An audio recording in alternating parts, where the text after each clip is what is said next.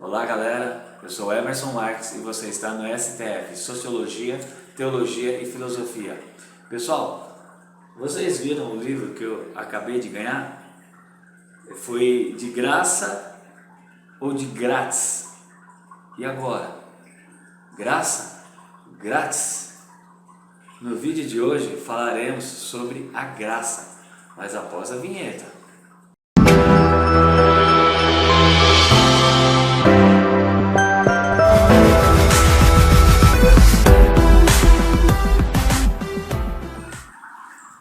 Pastor Guilherme, o que é graça?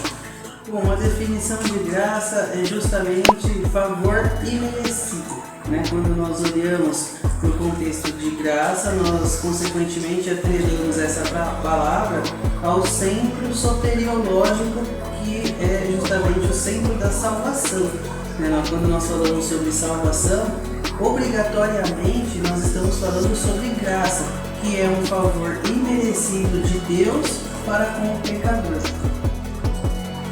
Como que a gente pode entender assim, pastor? A gente fala muito sobre graça, a igreja, às vezes, a graça de Deus, a graça. Como que a gente entende a graça no Antigo e no Novo Testamento? Existe uma diferença? Olha, existe uma dúvida, até mesmo entre muitos cristãos. Acreditam-se que no Antigo Testamento as pessoas elas eram salvas pela lei. Então acredita-se aí fora, né, que muitas pessoas no Antigo Testamento, ao cumprir a lei mosaica, era salva pelo seu mérito, por aquilo que ela fazia, pela sua obediência, né? E a salvação, ela sempre foi pela graça de Deus. Não existe dois planos de salvação, existe apenas um plano de salvação. Observe que quando Deus institui a sua lei a Moisés ali, a gente observa bem no livro de Levíticos, quando nós observamos os sacrifícios que eram realizados ali pelo sacerdote, pelo sumo sacerdote, no lugar santo, no lugar santíssimo, o sangue aspergido no tabernáculo, nós observamos então que a salvação ela se dá para aquele povo que deposita a sua fé no Messias que viria. Então esses sacrifícios que eram realizados no Antigo Testamento simbolizavam justamente um único sacrifício salvador, remidor, na pessoa bendita do Messias. Então as pessoas que foram salvas no Antigo Testamento foram salvas primeiramente pela graça de Deus, e por essa graça concedida a essas pessoas, eles criam então que viria um Messias, um rei justo, que padeceria pelos pecados. Então as pessoas que foram salvas no Antigo Testamento foram salvas pela graça, na crença de que viria um Messias. No Novo Testamento, as pessoas são salvas porque depositam a sua fé na pessoa de Jesus, o Messias que veio, o cumprimento de Isaías 9:6, o Emanuel, príncipe da paz, pai da eternidade. Este é o Messias que veio e padeceu pelos nossos pecados. Tanto que quando João Batista olha para Jesus, João capítulo 1, verso 29, nós encontramos essa referência. João Batista olha para Jesus e diz: eis o Cordeiro de Deus que tira o pecado do mundo. Então Jesus veio justamente com essa missão. Um texto também que eu gosto muito é de Tito, capítulo 2, verso 11, que diz: porque a graça de Deus se manifestou na pessoa de Cristo Jesus, trazendo salvação a todos os homens. Então hoje no Novo Testamento, na dispensação da graça, nós somos salvos primeiramente pela graça de Deus. Efésios 2:8, porque pela graça sois salvos. Isso não é de vós, é dom gratuito de Deus. Então somos salvos pela graça, porque depositamos a nossa fé que Deus nos deu na pessoa bendita de Jesus, nosso Senhor e nosso Salvador. Então, mas assim, deixa eu entender. No Antigo Testamento, então, todo aquele sacrifício que era feito, que era levado ali, era feito o sacrifício, os sacerdotes levavam ali o cordeiro para um sacrifício. Perfeito. Isso aí não tem vínculo com a graça no Antigo Testamento. A gente olhando para o Antigo Testamento. Sim, tem vínculo com a graça, porque as sim. pessoas que operavam esses sacrifícios, elas operavam porque elas criam. E a crença é uma manifestação da graça de Deus a favor do seu povo para a salvação. Então observe que quando eles operavam, ministravam aqueles sacrifícios, tudo no livro de Levítico tem um simbolismo. O castiçal, a mesa do propiciatório, o local santo, o local santíssimo, o tabernáculo de modo geral, todos os utensílios apontam para Cristo. Se a gente fazer um estudo minucioso de cada utensílio, nós encontramos a figura representativa de Cristo em cada um deles. E não é diferente na hora do sacrifício. Porque aquele sacrifício, aquele animal, aquele cordeiro que eles sacrificavam, que eles degolavam e que eles pegavam o sangue e aspergiam no tabernáculo, representava justamente a pessoa do Messias, a pessoa de Cristo. Então, as pessoas criam que esse sacrifício perfeito seria operado pelo Messias, pelo Filho de Deus, a favor do pecador. Então eles tinham a visão de um Salvador, um rei, um príncipe da paz, alguém que viria para tirar o jugo do pecado sobre o povo. É claro que a nação de Israel não reconhece a Jesus porque eles não entenderam que Jesus veio como este rei que eles esperavam. Eles esperavam um príncipe que vinha sobre um cavalo branco, com roupas majestosas e que os livrasse do jugo dos romanos na época, porque eles sofriam uma pressão dos romanos, Então eles esperavam que o Messias ia libertar eles desse reino físico, mas o Messias veio na pessoa de Jesus e morreu pelos pecados da humanidade, e ele nos libertou mais do que do reino físico, mas nos libertou do domínio das trevas, dos ardilhões do pecado, das cadeias e algemas do pecado que nos aprisionava. E por que muitas vezes nós falamos que somos livres? Nós cantamos, somos livres, sou livre. Por que somos livres? Porque Cristo nos libertou. Nos libertou do quê? Dos ardilhões do pecado. Hoje o pecado não tem mais domínio sobre nós. E como que a gente entende essa manifestação no Novo Testamento? Como entender, como cristão, como entender essa graça no Novo Testamento? Olha, eu acredito que todo cristão que realmente nasceu de novo compreende esse assunto sobre a graça de uma forma muito profunda, porque é um assunto muito profundo, mas entende a simplicidade ao Deus se entregar na pessoa de Jesus, trazendo através desse sacrifício a salvação. Quando nós olhamos para a palavra graça, nós entendemos teologicamente que graça significa favor e merecido. Favor de quem? De Deus. Para quem? Para nós. Nós não merecíamos, mas Deus, porque nos amou, entregou-se a si mesmo a nosso favor. Tem um texto aqui de Romanos, capítulo 5, verso 8, que eu gosto muito, que diz assim: mas Deus prova o seu amor para conosco, em que Cristo morreu por nós, sendo nós ainda pecadores. Observe, a graça é uma manifestação do amor de Deus a favor do pecador. Então todo crente, todo aquele que reconhece Jesus como seu Senhor, como seu Salvador, entende a simplicidade ao Deus entregar-se a si mesmo a favor do pecador. Então Deus prova o seu amor em que Cristo morreu por nós, sendo nós ainda pecadores. Por quê? Pela graça.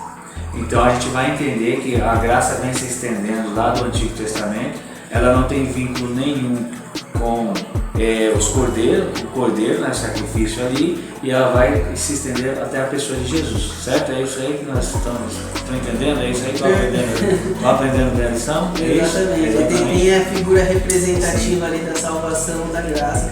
Um texto também para a gente entender que a salvação é pela graça no Antigo Testamento é Jonas capítulo 2, verso 9.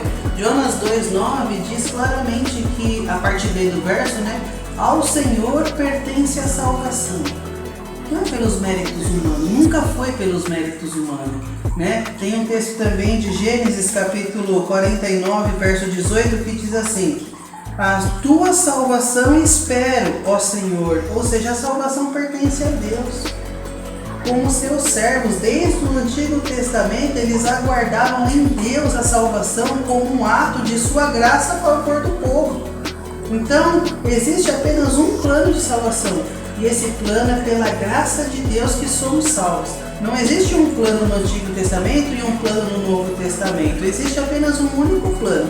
A diferença é que no Antigo Testamento eles criam que o Messias viria. Sim. No Novo Testamento nós somos salvos porque cremos que o Cristo veio. Cristo já veio. Exatamente. E aí aplica-se o texto de Tito 2,11. Porque a graça de Deus se manifestou na pessoa de Cristo Jesus, trazendo salvação a todos os homens. Então a salvação sempre foi um único plano de Deus pela sua graça a favor da humanidade. Ah, legal. É isso aí, galera. Nós vamos dar uma pequena pausinha aqui, que nós vamos lá com o pastor André. O pastor André que não pôde estar conosco hoje, mas assim, não deixe também de se inscrever, de dar o seu like, de deixar os seus comentários e fazer suas perguntas também, porque aí nós responderemos alguma dúvida, algum questionamento, enfim. Mas, pastor André, o que seria a graça nos dias atuais? Essa pergunta foi feita por um amigo e alguém que nos acompanha também, a nossa página, nosso podcast. Então, pastor André, o que seria a graça nos dias atuais? Fala galera, tudo bem? Bom, para responder essa pergunta aí que o Emerson fez, eu costumo dividir em dois aspectos, né? A gente tem o que eu vou chamar de graça geral e a graça salvífica, né? A graça específica para salvação. É assim que eu costumo pensar esse assunto da graça, tá? Com relação à graça que eu considero geral, é a graça que é derramada a todos, né? Deus, ela dá para todo ser humano, porque todos nós somos criação dele. Então ele derrama uma graça sobre o mundo desde que o mundo é mundo. Então, mesmo que nós estejamos falando, e a pergunta foi sobre a graça nos dias de hoje, né? Independente de ser hoje ou ser no passado, essa graça ela é derramada sempre que o mundo existiu, ou desde que o mundo existe, ela é derramada. E lá em Mateus capítulo 5, versículo 45, Jesus vai falar, está dando aí seu sermão, e ele vai falar sobre amar os seus inimigos. E uma das justificativas que ele dá para amar os seus inimigos, ele fala que para que nós fôssemos chamados ou considerados filhos de Deus, porque Deus, ele derrama a chuva sobre justos e injustos, ele faz nascer o sol sobre bons e sobre maus, né? Então, essa ideia de que Deus, sendo Deus e ele é bom, nós deveríamos imitá-lo, porque ele derrama a bondade dele ou a graça dele sobre justos e injustos. Então, a graça, ela é o que vai fazer, por exemplo, a terra dar fruto, independente de você ser um cristão ou não, se você acreditar ou não em Deus, se você plantar numa terra adequada, vai nascer um fruto, vai cair chuva sobre aquela terra que você plantou, o sol vai nascer ali, vai, enfim, raiar sobre aquele lugar, independente de quem você é. Então essa é o que eu considero a graça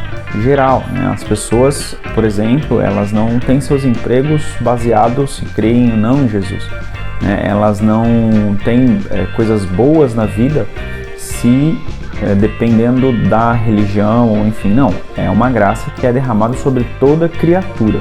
Todos nós somos criação de Deus, então ele derrama a sua graça geral. E é por isso que coisas boas acontecem a pessoas ruins, né? Existe também esse dilema aí. Por que coisas boas acontecem para pessoas ruins? Eu creio que seja um aspecto da graça geral de Deus. E aí a gente vai falar da graça que eu considero a graça específica, que é a graça salvífica, que aí tem relação com Jesus e sua morte expiatória na cruz. Eu gosto de uma ilustração que eu já vi o Augusto Nicodemos fazer. A graça expiatória, a graça salvífica de Deus é mais ou menos assim: você é uma pessoa ruim, eu sou uma pessoa má, nós cometemos todos os tipos de pecados e de crimes aqui contra Deus. Lembrando que pecado é tudo aquilo que agride ou fere a Deus de alguma forma. E aí de repente você está diante do juiz, e esse juiz justamente vai te condenar por todos os crimes que você cometeu. E o castigo para o crime que você cometeu é a morte eterna. E aí você tenta ler algum tipo de argumentação, você tenta explicar como você é bom, como você é um cara que fez boas obras, como você é um cara que, cometeu esse crime, mas ajudou a sociedade de alguma forma. mas o juiz ele simplesmente vai dizer para você que o seu pecado ele é imperdoável, o seu crime ele é imperdoável e você é digno de condenação, né? Então ele te condena ali à morte. E aí você sai ali daquele cenário de julgamento e é direcionado a cumprir a sua pena. E quando você chega no local para cumprir a sua pena, já tem um recado ali para você, que aquele juiz que te condenou, aquele cara que te mandou para cumprir essa pena aí, ele já pagou a pena no seu lugar. E essa analogia é mais ou menos o que acontece com Jesus, né? Nós seríamos condenados por Deus, mas o próprio Deus traçou esse plano aí em que seu filho morreria no nosso lugar, Jesus Cristo, e por essa graça nós seremos salvos. Ou seja, na ilustração, o condenado ele é um condenado, ele era digno daquela pena, mas ele não vai ter que pagar ela. Por quê? Porque Jesus pagou em seu lugar, ou melhor, naquela ilustração, o próprio juiz pagou em seu lugar. Então, Jesus é aquele que paga pelos nossos pecados, já pagou lá na cruz. Então, aquele que crê em Jesus, aquele que acredita que Jesus é o Filho de Deus, que veio à Terra, que morreu por nós, que morreu pelos nossos pecados, voltou, está à destra do Pai e um dia virá para buscar a sua igreja, aquele que crê nisso tem a sua dívida ou o seu pecado pago em Jesus, e por isso nós vamos para o céu, por isso nós seremos salvos, né, por assim dizer. E é essa a graça salvífica, né? Essa é a graça que é destinada a todo aquele que crê em Jesus, porque como ele diz, ele é o caminho, a verdade e a vida, e ninguém vai ao Pai senão por ele. Bom, para mim é isso aí o resumo do que é a graça, tá? Eu realmente divido nessas duas categorias, e é isso aí, volta a bola para vocês aí. O pastor, o que pensa também sobre a graça nos dias atuais? Porque assim, pastor, o que acontece? Quando a gente fala graça, pelo menos assim para o incrédulo, né? Vamos ter uma visão do incrédulo. O incrédulo é aquele que não crê, nós não estamos ofendendo ninguém, assim, nós entendemos que incrédulo não crê. Crente é quem crê, incrédulo é quem não crê, entendeu? Independente da religião, enfim, assim, e aqui nós medimos, né? Medimos muitas palavras, porque nosso objetivo não é ofender ninguém, nada. Pelo contrário, é abençoar aquele que nos acompanha, né? E é o slogan do nosso podcast, né? O conhecimento te liberta. Mas assim, no meio dos incrédulos, nós podemos pensar assim, a graça seria uma bondade de Deus, um Deus que não é mais malvado. Como é que a gente entende a graça nos dias de hoje? Olha, a graça, ela não nos isenta da responsabilidade que temos diante de Deus ao obedecer Ele, ao seguir os seus mandamentos, ao cumprir a sua lei, os seus ensinos, a sua doutrina. Muitas vezes a gente olha para um Deus gracioso, né, um Deus misericordioso, e nos esquecemos de atribuir a Deus a sua devida justiça. A gente coloca muitas vezes parâmetros e limites nos atributos de Deus.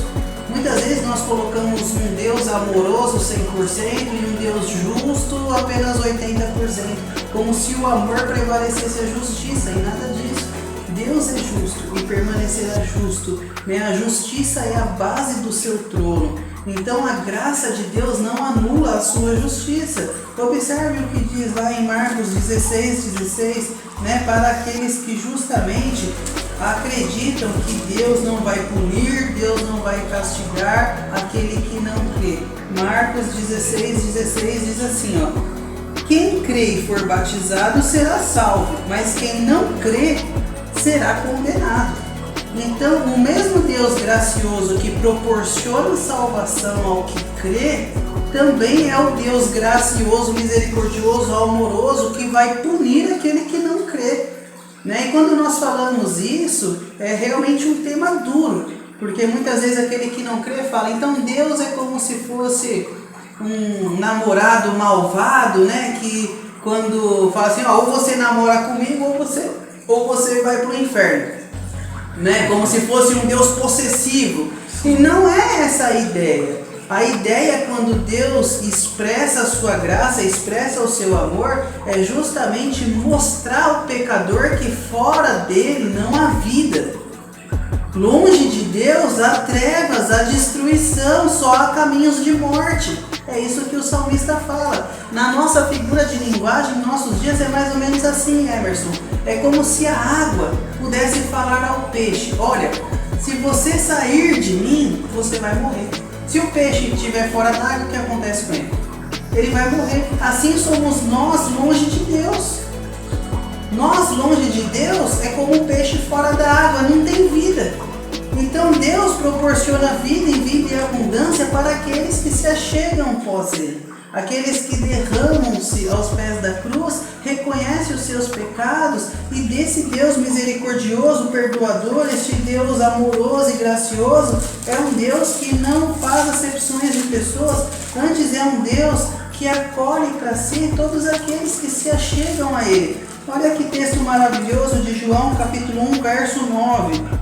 Primeira carta de João, capítulo 1, verso 9. Se confessarmos os nossos pecados, Deus é fiel e justo para nos perdoar os pecados e nos purificar de toda injustiça. Olha que magnífico. Se nós entendemos que fora de Deus não há vida, o que nós devemos fazer?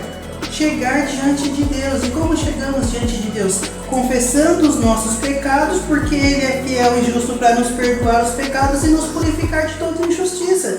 Isso é um ato da misericórdia, da graça de Deus oferecida ao pecador. Então, mas assim, nós estamos falando da graça, nós não estamos falando de um Deus bondoso. Então, graça não significa que um Deus é aquele Pai que o Filho, como diz na linguagem popular, o Filho pinta e borda, mas não vai julgar. Nós estamos falando de um Deus que derrama sua graça. Com dúvidas, não é porque estamos na dispensação da graça, nós vamos fazer o que nós queremos. Faz a vontade, né? fica livre. Existe até uma pergunta indagada ao apóstolo Paulo aqui em Romanos capítulo 9. Eu gosto muito de destacar esse texto aqui, porque quando Paulo ele é questionado, ele mesmo faz essa pergunta aqui na verdade, né? Porque nós temos a graça, quer dizer que eu posso pecar, posso fazer o que eu quiser? Ele, de maneira nenhuma. Antes, aquele que recebeu essa graça se porte como tal. Tem normas, tem condutas a ser seguidas, tem justamente uma diretriz a ser caminhada pelos seguidores de Jesus. Não é eu faço o que eu quero, não. Deus nos libertou, somos livres, mas livres do quê? Livres para fazer o que a gente quer ou livre do pecado? E a liberdade que Cristo proporciona é justamente uma liberdade do jugo do pecado, não uma liberdade para você fazer o que você quer. Então a pergunta é assim, é graça porque é grátis, né? Ou existe um preço, algo em troca? Olha, por exemplo, Deus derramou a graça, é de grátis? Quando nós olhamos para a graça, nós olhamos para o sacrifício de Cristo. E essa graça teve um alto preço. E esse preço foi o sangue puro e carmesim de Jesus derramado a favor do pecador. Esse preço, essa graça teve um corpo partido, um corpo ferido, um corpo castigado, moído e crucificado para a remissão dos nossos pecados. Lembrando da expressão do escritor aos Hebreus que diz: sem derramamento de sangue não há remissão de pecados. Lembra que nós falamos no Antigo Testamento que os sacerdotes ministravam o sacrifício para a remissão dos pecados, impunham as mãos sobre o sacrifício, num sentido figurativo de passar os pecados àquele cordeiro que estava sendo imolado. Na cruz do Calvário, naquele monte chamado Gólgota, Cristo teve o seu corpo partido e o seu sangue derramado justamente para levar os nossos pecados. Ele pagou a nossa dívida, porque Romanos 6,23 diz o quê? Que o salário do pecado é a morte. Todos os pecados estão destituídos da glória de Deus. Se todos pecaram, estão destituídos, ninguém vai escapar, não é verdade? E qual a consequência desse ato? A morte. E então Cristo naquela cruz morreu a nossa morte, para que nós pudéssemos então pela graça viver a sua vida. Observe que desde o Antigo Testamento, aquele sacrifício, representa justamente aí a figura representativa de Cristo, que de uma vez por todas um único sacrifício foi operado por um santo a favor do pecador. Então hoje em dia, não precisamos mais ficar sacrificando. Não, o sacrifício perfeito foi oferecido a Deus. O cálice da ira de Deus por causa do pecado foi derramado na pessoa de Cristo. Com isso recebemos de graça a salvação pelos méritos de Cristo. Mas essa salvação pela graça não significa que foi de graça. Não significa que não teve um preço. Pelo contrário, teve um bom preço, um alto preço, a saber, o corpo de Cristo partido, a saber, o sangue de Cristo derramado a favor do pecador. E assim a gente às vezes vai falar com alguns sociólogos, alguns filósofos, ateus principalmente, eles no nosso meio eles falam assim, eles vão lá naquela situação de Paulo, do espinho na carne de Paulo, e aí Deus fala assim para Paulo, olha, a minha graça te basta. Então muitos refutam isso ou dizem isso no sentido da bondade de Deus. Como é que a gente pode entender isso? Que o espinho na carne de Paulo, o que seria, como é que é essa situação aqui? Que ela dá margem para muitas coisas, sim, até para quem não crê. Tem muitos pensamentos sobre o que é o espinho. O que é espinho? O cara tinha um espinho literalmente, não tinha um espinho. Talvez o pecado, a inclinação, enfim, tem algumas teses aí sobre o que é o espinho na carne de Paulo. Mas eu gosto da expressão quando Deus diz, a minha graça te basta.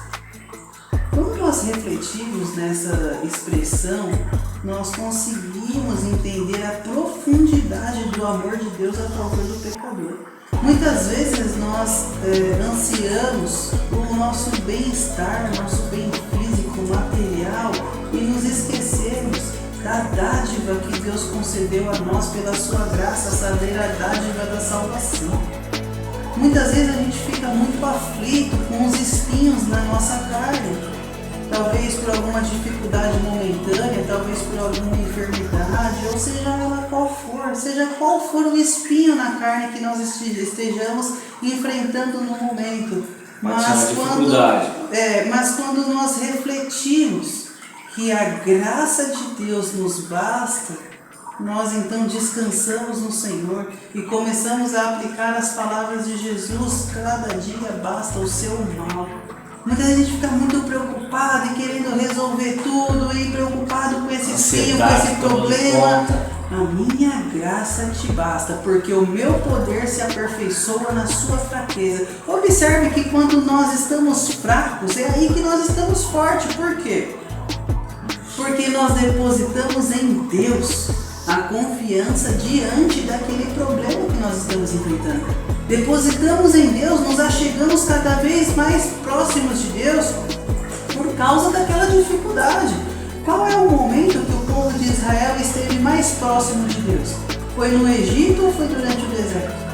Foi durante o deserto, porque ali eles presenciaram o maná, providência divina, a água saindo da rocha, providência divina, um pouquinho antes o mar vermelho se abrir, providência divina. Observe que no deserto o povo teve muito mais próximo de Deus, aquela nuvem cobria o povo daquele sol escaldante durante o dia, e a gente sabe também que no deserto é muito frio à noite e o fogo estava ali para aquecer o povo, então eles viviam de perto a presença de Deus no deserto. Quando nós estamos no deserto, nas nossas dificuldades, nós reconhecemos as nossas limitações e passamos a estar mais próximos de Deus. Então observe a profundidade da expressão, a minha graça te basta, porque o meu poder se aperfeiçoa na sua fraqueza. É isso aí, galera, tá vendo? Vamos a um breve resumão aqui, Primeiro nós vamos entender que a graça do Antigo Testamento é a espera do Cordeiro, correto? A espera do A a salvação. A salvação no Antigo Testamento Isso. se dá pela graça de Deus, na crença de que eles esperavam o Messias, né, que havia de vir. Então o plano de salvação sempre foi pela graça. Pela Não graça. existe dois planos de salvação, é um É um plano só. plano só. É direto, né? É um plano de salvação. Tanto O objetivo no de Deus é um só. Perfeito. É um só. Chegar em Cristo. Esse era o objetivo de Deus. Observe, só para concluirmos aqui, que a Bíblia, de Gênesis a Apocalipse, fala de Cristo. A Bíblia inteira é cristocêntrica, ou seja, Cristo é o centro de tudo. Quando a gente olha Levítico, Êxodo, Gênesis, o Pentateuco, os profetas, a lei, Salmos, enfim, nós encontramos Cristo em tudo. A Bíblia é cristocêntrica, então o plano de salvação não poderia estar estruturado sobre qualquer outro fundamento senão o fundamento de Cristo. Né? Então a Bíblia aí, a gente olha para Gênesis, em Gênesis ele é a semente da mulher, em Gênesis 3,15 ele é aquele que vai pisar a cabeça da serpente naquela cruz, em Êxodo ele é o libertador do povo, em Levítico ele representa o Cordeiro perfeito. Né? Então todos os livros da Bíblia existe a figura representativa de Cristo. Então o plano de salvação não poderia ser outro senão pela graça que se manifestou na pessoa de Cristo, trazendo salvação a todos os homens. Então no Antigo Testamento eles foram salvos porque eles criam que viria o Messias para remir os seus pecados. Hoje nós somos salvos porque cremos que o Messias veio para a remissão dos nossos pecados. É isso aí, pessoal, tá vendo? A gente acabou de aprender que graça não tem nada a ver com a bondade de Deus, né? Porque às vezes as pessoas confundem. Acaba confundindo, né? No meio incrédulo, aqueles que não creem. É graça quer dizer bondade de Deus. E nós acabamos de aprender aqui que ela não tem, uma coisa não tem a ver com a outra. Certo, pastor? Perfeito. É isso aí, galera. Gostou? Vai lá, se inscreve, deixa aquele seu joinha e até a próxima, porque o conhecimento Te liberta.